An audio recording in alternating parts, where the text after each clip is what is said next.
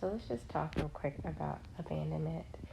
Abandonment is one of the most effective tools the enemy has against us because of how many things that it links to. It links to pride, it links to fear, it links to shame, it links to comparison, it links to self-loathing, low self-esteem, lack of self-control, so many things. And it is so difficult to step out of because of the shame and the fear that it brings, that it causes in a person. And I am very familiar with it. So I will share a little bit of my testimony about it. Because in our vulnerability, God can reconcile people who are still lost to Him, back to His love. My parents divorced when I was extremely young, like 4 or 5 years old. And the last time I saw my dad in my entire childhood was when I was 7 years old. I did not see him again until I was 33 years old. His choice not to see me again until I was 33 years old. I think in between those ages, I maybe talked to him a total of 6 times, from 7 to 33. So I'm very familiar with abandonment. I did make the choice to forgive my dad and tug him and to try to continue to finally have a relationship with him. But I want to go back to being 7 to 33, all the way up to being 33 years old, thinking that I was like moving past this. There were points where I told myself that it didn't matter. There were points where I told myself I didn't need him. There were points where I told myself that it was actually good that he wasn't in my life because he wouldn't be a healthy parent, which that very well may have been true, but it still wasn't dealing with the fact that I was abandoned and I felt abandoned. And what feeling abandoned, if this is something that you haven't experienced, feels like, it is the ultimate level of rejection. It is your existence isn't wanted at all by someone that you love and value. And with it being a parent, there's a whole other layer of it because it is a person who is responsible for your existence but does not desire your existence. It's heavy. So I did not realize that I was moving through my life and responding to everything in life as an abandoned 7-year-old girl. And it only would like layer on and become even more defensive. It's kind of like when an animal is wounded and left alone for so long, anything that comes near it, with each thing, it becomes more unhealthy in its response.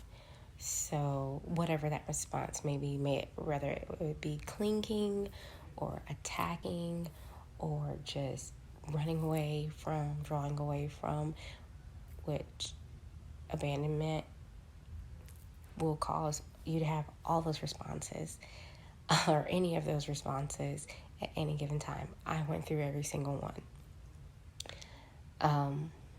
And now just coming into not trying to explain it away to make it okay, not trying to just move past it and hurry up quickly past it, not trying to live from a place of anger and rage about it, but actually accepting that this really, really, really hurts and I'm sad, and taking that to God.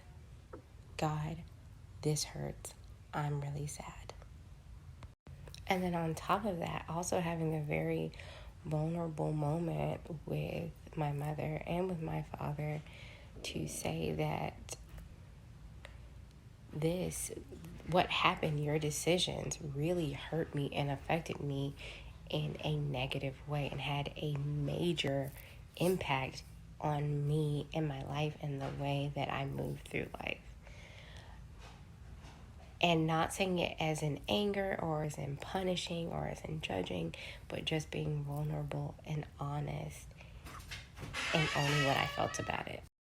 Once I was honest and vulnerable with myself and with my parents and especially with God about how I felt, that's when I actually really started to heal and be able to see my decisions for what they were, and that it was really just me trying to run as fast as I can in any way I can from the feeling of abandonment and from the possibility of being abandoned again.